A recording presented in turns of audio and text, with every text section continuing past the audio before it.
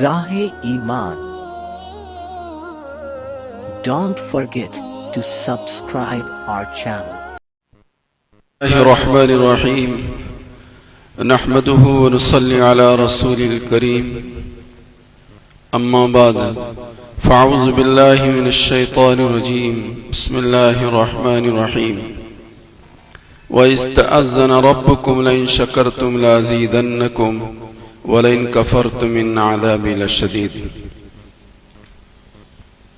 صدق الله العظيم اللهم صل على سيدنا مولانا محمد وعلى آل سيدنا مولانا محمد وبارك وسلم اللهم صل على سيدنا مولانا محمد وعلى آل سيدنا مولانا محمد وبارك وسلم اللهم صل على سيدنا مولانا محمد وعلى آل سيدنا مولانا محمد وبارك وسلم بزرگان محترم، عزیزان گرامی، دوستوں اور عزیز ساتھیوں، ہم سب کو دل سے بھی اور زبان سے بھی اور تن سے بھی، من سے بھی، دھن سے بھی اللہ کا شکر ادا کرنا چاہیے کہ اللہ پاک نے 2 سال کے بعد پوری آزادی کے ساتھ اچھے خوشگوار ماحول میں پوری عافیت کے ساتھ تمام سہولتوں کے ساتھ اللہ نے رمضان کی مبارک ساعتوں میں نیک کام اور بالخصوص صوم و صلات کے اہتمام کے ساتھ گزارنے کا موقع عنایت فرمایا۔ شکر گزاری ہی ایک ایسی عبادت ہے کہ جس کی وجہ سے اللہ پاک زندگی میں بار بار ایسے لمحے اور ان نعمتوں سے مالا مال کیا کرتے ہیں۔ تو اجتماعی طور پر میں آپ حضرات کے سامنے یہ کلمات کہیں، لیکن آپ سے بھی فرداً اس کی گزارش ہے کہ اس شکر گزاری کے لیے جو آپ کر سکتے ہوں اس کے کرنے سے گریز نہ کریں، پرہیز نہ کریں، اسی نیت کے ساتھ کچھ نہیں تو 1-2 رکعت نماز پڑھیں، نماز بھی نہیں پڑھ سکتے 20, 25, 50 روپے صدقہ دے سکتے ہیں کہ اللہ یہ رمضان بہت عافیت کے ساتھ آپ نے ہمیں گزارنے کا موقع دیا، اسی کے صدقے میں یہ رقم کسی غریب پر تقسیم کر رہا ہوں۔ یہ بھی ایک شکر گزاری کی ایک شکل و صورت ہے۔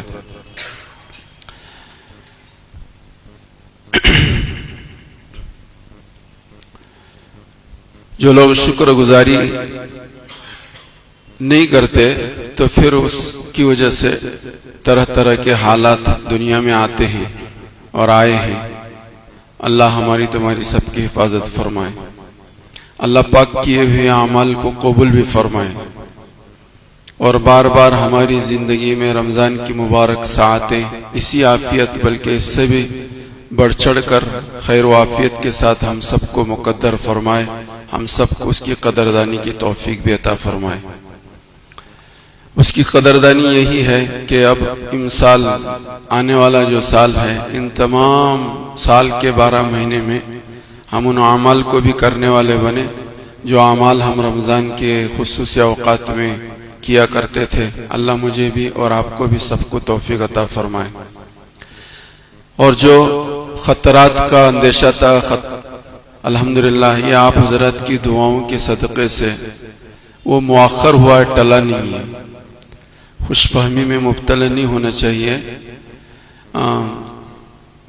مؤخر ہوا ہے، ٹلا نہیں ہے۔ یہ بھی ایک اللہ کا کرم ہے، اللہ کا احسان ہے۔ جن حضرات نے بھی اس سلسلے میں کوششیں کی ہیں، اللہ پاک ان سب کو ہدایت کی دولت سے مالا مال فرمائے، اور ہم سب کو اور ان کو ہمارا اپنا بھائی بنا دے۔ ہماری دل سے دعا بھی یہ ہونی چاہیے، اور ہمیشہ ہر وقت ان کو اس طرح سے امن شانتی ملک میں، علاقوں میں، بستیوں میں، محلوں میں قائم رکھنے کی توفیق دے۔ اس کی بھی دعا کرنی چاہیے، اس لیے کہ سارے انسانوں کے قلوب اللہ کے 2 انگلیوں کے درمیان ہیں۔ اللہ ان کے قلوب کو جس طرف پھیریں گے اس طرف پھریں گے. تو اس لیے دعاؤں کا اہتمام بھی ہر آن ہر گھڑی ضروری ہے. بہت اچھی بات ہے کہ وقت فارغ کر کے تمام طہارتوں کے ساتھ قبلہ رو ہو کر دعا کی جائے. یہ بہت اچھی بات، بڑھیا بات ہے. نہیں تو کم از کم چلتے چلتے زبان سے نہ صحیح اپنے کام کی مشغولی کے ساتھ دل ہی دل میں ان کے لیے دعا بھی کی جا سکتی ہے. یہ بھی ایک دعا کی شکل و صورت ہے. دوسری بات آپ حضرات کی خدمت میں رکھنی تھی کہ صدقۃ الفطر جو ہے اس میں دو چیزوں کو ملحوظ رکھا گیا. اس میں دو مصلیتیں ہیں. وہ دونوں مصلیتیں رمضان سے پہلے ہی آپ حضرات کے سامنے آنی تھی لیکن نہ آ پائیں.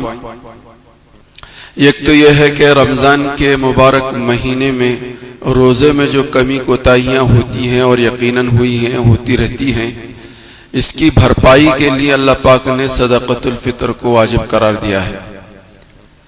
تو یہ ایک مصلیت تھی. دوسری مصلیت صدقۃ الفطر کی یہ ہے کہ جو روز کمانے والے، روز کھانے والے ہر زمانے میں رہے ہیں. روز کمانا اور روز کھانا یہ ہر زمانے میں رہے ہیں. ایسے انسانوں کو تلاش کرنا اور ان کو صدقۃ الفطر کی رقم پہنچا کر ان کو ایک دن کے کام کی چھٹی دے کر ان کے گھر کی ضرورتوں کا تکفل ہو جائے، کفالت ہو جائے، ان کی اس ایک دن کی ضرورتیں پوری ہو جائیں، وہ بھی ہماری عید کی خوشیوں میں برابر کے شریک رہیں. اس کے لیے صدقۃ الفطر کو اللہ پاک نے واجب قرار دیا. اس کا موقع تو نکل گیا لیکن علماء نے، فقہاء نے یہ بات لکھی ہے کہ صدقۃ الفطر کے واجب ہونے کے لیے تو ایک وقت ہے. امام شافعی رحمۃ اللہ علیہ کے یہاں تو ہے کہ آخری روزہ 29 کا ہو یا 30 کا، جیسے کہ مثال 30 کا روزے ہوئے، 30واں روزہ افطار کرنے کے بعد صدقۃ الفطر واجب ہوتا ہے. اس کے بعد جو بھی ہے زندہ اس کے اوپر صدقۃ الفطر واجب ہے. مرد ہو، عورت ہو، بچہ ہو، سب کے اوپر صدقۃ الفطر واجب ہے. لیکن امام ابو حنیفہ رحمۃ اللہ علیہ کا مسلک یہ ہے کہ صبح صادق کے وقت جو ہے صدقۃ الفطر واجب ہوتا ہے. صبح صادق سے پہلے جو بچہ پیدا ہوتا ہے اس پر بھی صدقۃ الفطر واجب ہوتا ہے. مستورات جو صاحب نصاب ہیں ان کو خود اپنی مال سے ہی صدقۃ الفطر ادا کرنا چاہیے. جو صاحب نصاب ہیں، جن کے پاس 52.5 تولے چاندی کی رقم ہے یا 7.5 تولہ سونا ہے یا 1 تولہ چاندی اور 2 تولے سونا ہے، تو ایسی مستورات کو اپنی ہی رقم سے صدقۃ الفطر واجب ادا کرنا چاہیے. اگر ان کی طرف سے شوہر ادا کرتے ہیں تو کوئی حرج کی بات نہیں. اور جو عورتیں صاحب نصاب نہیں ہیں تو ان عورتوں کے تعلق سے ان کے شوہروں پر ذمہ داری ہے کہ وہ صدقۃ الفطر ادا کریں اپنی طرف سے. اپنی ماتحت میں رہنے والے تمامی احباب کی طرف سے، بالغ بچوں کی طرف سے صدقۃ الفطر بھی ادا کیا جائے. باپ ادا کر دے تو کوئی حرج کی بات نہیں، ادا کر دینا چاہیے. البتہ بالغ بچے اگر وہ صاحب نصاب ہیں تو خود ان کو اپنے مال سے صدقۃ الفطر ادا کرنا چاہیے. لیکن اس کا وقت، جیسے نماز کا وقت ہے، صبح کی نماز کا وقت ہے سورج کے نکلنے طلوع آفتاب تک، اور اس کے بعد نماز قضا ہو جاتی ہے. صدقۃ الفطر میں یہ بات نہیں ہے. صدقۃ الفطر جو ہے اس کا قضا نہیں ہے. جب بھی یاد آ جائے، موقع مل جائے، اگر ادا نہ کیا ہے نماز عید الفطر سے پہلے تو اسے زندگی میں کسی نہ کسی وقت ادا کرنا چاہیے. وہ ادا ہی ہوگا، قضا نہیں ہوگا. لیکن تاخیر کسی بھی نیک کام میں اچھی چیز نہیں ہے. اگر موت نے آ کر اپنا کام پورا کر لیا تو اس کے ذمہ ایک واجب رہے گا جس کا گناہ اس کے کاندھوں پر رہے گا. یہ اچھی چیز نہیں ہے. اس لیے علماء نے یہ بات لکھی ہے کہ زندگی بھر یہ واجب اس کے سر پہ رہے گا. جب ادا کرے گا یہ ادا ہو جائے گا. آج ہی ادا کرنا، کل ہی ادا کرنا، ایسا کوئی مسئلہ نہیں ہے. تو جن حضرات نے صدقۃ الفطر ادا کر لیا ہے تو بہت اچھی بات ہے، بہت مبارک ہے.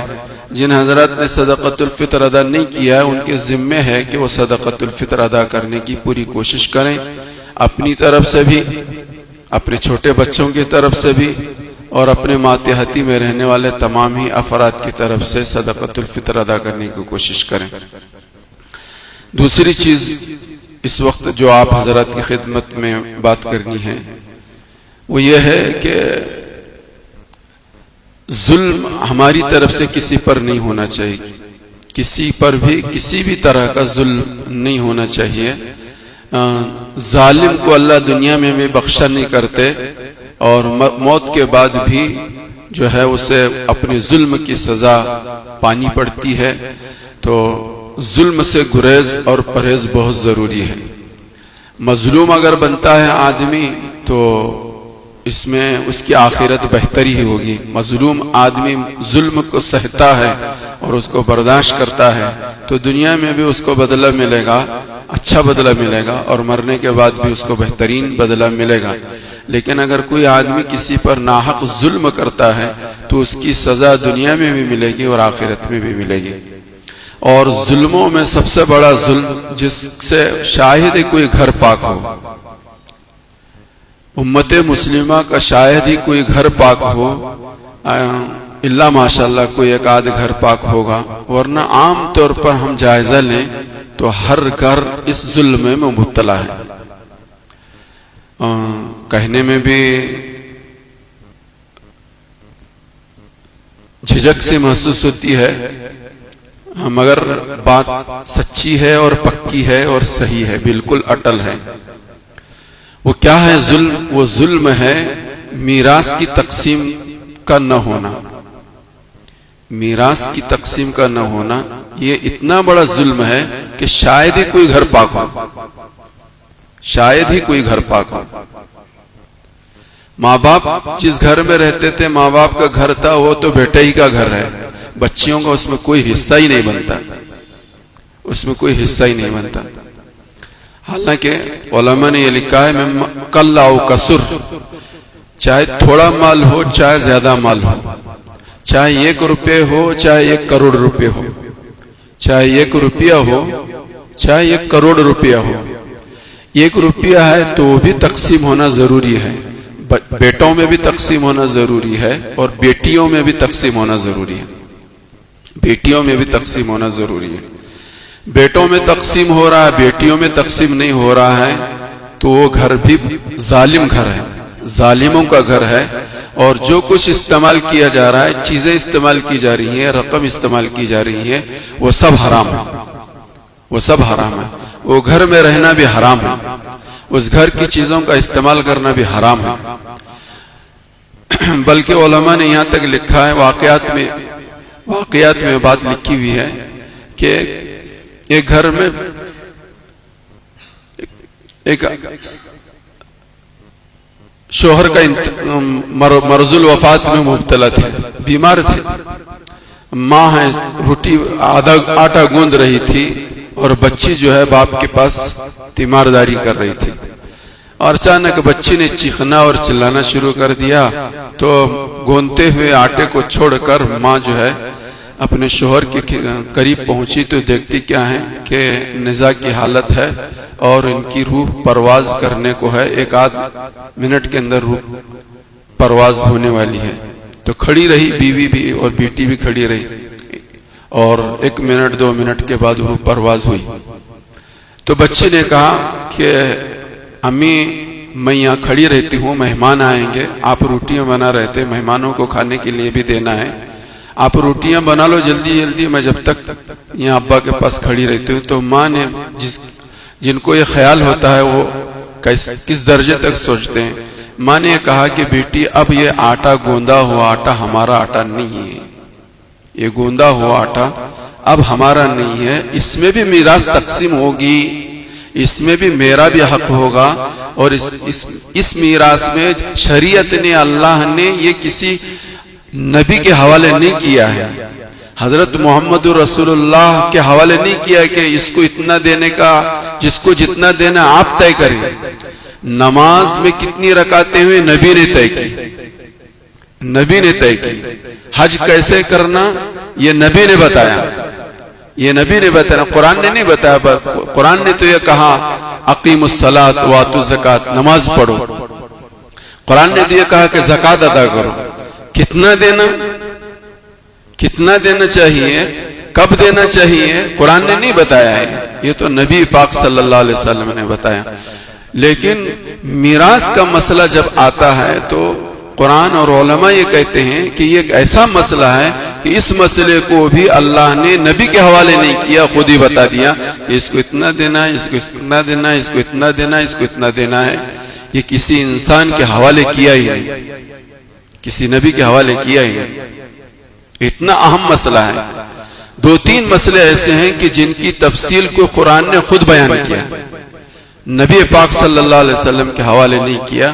ان میں سے ایک مسئلہ جو ہے میراث کا مسئلہ ہے کہ اللہ نے خود بیان فرمایا کہ بچے ہوں گے تو ماں کو کتنا ملے گا، بچے نہ ہوں گے تو ماں کو کتنا ملے گا، بچے ہوں گے تو باپ کو کتنا ملے گا، بچے نہ ہوں گے تو باپ کو کتنا ملے گا، شوہر کو کتنا ملے گا، بیوی کو کتنا ملے گا، ماں باپ مرنے والے کے ماں باپ کو کتنا ملے گا. قرآن نے خود تفصیل سے کوئی چھوٹا اور بڑا مسئلہ قرآن نے چھوڑا نہیں، ساری چیز مسائل کو بیان فرمائے.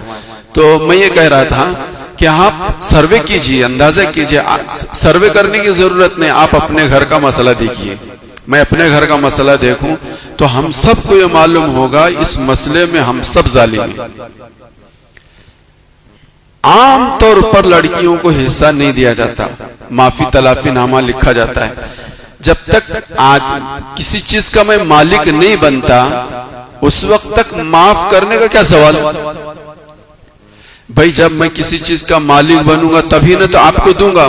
میرے پاس میری ملکیت میں کوئی چیز ہے نہیں، میں آپ کو دے دوں گا. میرے پاس کوئی قبضے میں کوئی چیز ہے ہی نہیں، میں کیا دوں گا آپ کو؟ نہیں دے سکتا. آپ بچیوں کو اپنی بہنوں کو دیتے نہیں، قبضے میں آپ ہی کے رکھتے ہیں. اور بچیاں یہ کہہ دیتی ہیں کہ نہیں لے بھائی ہم تجھے معاف کر دیں. دیکھو ان کو ایک مرتبہ حصہ ان کا یہ تمہارا ہے، یہ لے لو. آپ کو نہیں لینا ہے، بھائی کو دینا ہے تو دے دو پھر واپس بھائی کو. کتنے بہنیں دیتی دیکھیں گے پھر. اللہ ماشاءاللہ 100 میں ایک آدھ بہن ایسی ملے گی کہ وہ لینے کے بعد پھر واپس بھائی تو کم غریب ہے، تیرے اوپر حالات ہیں، تو جتنا غریب ہے اس سے زیادہ میں زیادہ غریب ہوں نہ ہوں. اس وقت میرے بچے کی شادی ہے، اس وقت میرے گھر میں بیمار ہے، اس وقت میرا یہ مسئلہ ہے، اس وقت میرا مسئلہ ہے. میں تو چاہتی تھی تجھے دینا لیکن کیا کروں. یہ معافی نہیں ہے، یہ معافی نہیں ہے. تو اس طرح سے ہیلے بہانے کیا کہتے، دل کی تسلی کے لیے غالب گمان اچھا ہے کہ بہنوں نے معاف کر دیا اور رکھ لیا آپ نے، بہنوں نے معاف کر دیا اور رکھ لیا آپ نے. ایسے حلال نہیں ہوا کرتا. تو آپ یہ سروے کریں گے تو آپ معلوم ہوگا کہ عام طور پر ہم سب جو ہیں آپس میں ایک دوسرے کے لیے، قرآن کریم میں فرمایا گیا، حدیث پاک کے اندر یہ فرمایا گیا، قرآن میں بھی فرمایا کہ جو میراث میں اپنی بہنوں کو، یا جس کا حق، بہنوں کا ہی مسئلہ نہیں، جس کا بھی حق، بھائی کا حق ہوتا ہے، بڑا بھائی بڑا باپ شریک ہوتا ہے، سب وہی قبضہ کر لیتا ہے، بھائیوں کو دیتا نہیں، بھائیوں کے نام پہ چڑھاتا نہیں. اور بالخصوص تمہاری بھاوج تھی، تمہارے بھائی کا انتقال ہو گیا. آج عام طور پر یہ مسئلہ ہے، تمہارے بھائی کا انتقال ہو گیا، تمہاری بھاوج ہے، اس بھاوج کا جو حصہ بنتا ہے دے دینا چاہیے. نہیں دیں گے تو فوراً یہ لے لے گی اور کہیں دوسری جگہ شادی کر لے گی. یہ اس کی جائیداد جو ہے، ہماری جائیداد جو ہے، کسی دوسری جگہ چلی جائے گی.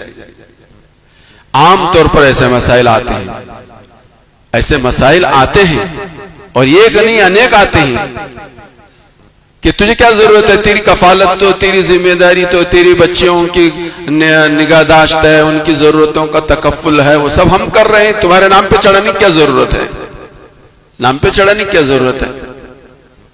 یہ وہ ساری چیزیں ہیں کہ جس کی وجہ سے آج ہمارا سارا معاشرہ جو ہے وہ ظالم بنا ہوا ہے. ہر گھر اور ہر فرد جو یا تو ظالم ہے یا تو مظلوم ہے. اور اس ظلم کے ساتھ اللہ کی مدد اور اللہ کی نصرت کیسے آ سکتی ہے؟ کھیتوں کی تقسیم ہے، گھروں کی تقسیم ہے، زمین و جائیداد کی تقسیم ہے، یہاں تک کہ کپڑے ہیں، گھر کے جو سامان ہے، صوفہ سیٹ ہے، برتن ہیں، برتن ہیں، ضرورت کی جتنی استعمال کرنے کی ساری چیزیں ہیں، وہ سب تقسیم ہونی چاہیے، وہ سب تقسیم ہونی چاہیے. ان میں سے کوئی ایسی ایک بھی چیز ایسی نہیں جو غیر تقسیم نہیں کیا جائے تو چلے گا، ایسی کوئی چیز نہیں ہے، ساری چیزیں تقسیم ہونی چاہیے. لیکن معاشرے میں اور سماج میں یہ سب ہوا نہیں کرتا ہے اور اس کی طرف کوئی توجہ دیتا نہیں ہے. نماز بھی پڑھ رہے ہیں، روزہ بھی رکھ رہے ہیں، اور پتہ نہیں دین کے کتنے بڑے بڑے کام چھوٹے چھوٹے بڑے سب کر رہے ہیں، لیکن یہ سب جو ہے نا اس کے سب کے ساتھ قرآن کریم نے فرمایا وَمَن يَعْصِ اللَّهَ وَرَسُولَهُ وَيَتَعَدَّ حُدُودَهُ يُدْخِلْهُ نَارًا خَالِدًا فِيهَا. اللہ ایسے لوگوں کو ہمیشہ جہنم میں دھکیلے گا. خالداً فی اولہ عذاب مہین، اور ان کے لیے اہانت والا، ذلیل کرنے والا عذاب ہوگا کل قیامت کے دن. قرآن کریم نے اس کی وضاحت کی ہے، اور اتنی سخت وعید ترک نماز پر نہیں ہے، ترک زکوٰۃ پر نہیں ہے. نماز نہیں پڑھتا اس کے لیے اللہ نے کہا وَلَهُ عَذَابٌ مُهِينٌ، زکوٰۃ نہیں دیتا اس کے لیے کہا اللہ نے وَلَهُ عَذَابٌ مُهِينٌ نہیں کہا. قرآن کریم نے یہ حق والوں کے حق کو نہ ادا کرنے پر اتنی سخت وعید سنائی وَلَهُ عَذَابٌ مُهِينٌ خالدین فیہا وَلَهُ عَذَابٌ مُهِينٌ. تو اللہ ماپاک ہم سب کو بھی سمجھنے کی توفیق عطا فرمائے. جتنا حق ادا کر سکتے ہیں ادا کرنے کی کوشش کریں. جب ہم حق والوں کا حق ادا کریں گے تو انشاءاللہ خدا کی مدد ہمارے تمہارے ساتھ شامل حل ہوگی، اور پھر آنے والے دنوں میں ہمارے حق میں خیر کے فیصلے ہوں گے. وآخر دعوانا الحمدللہ رب العالمین.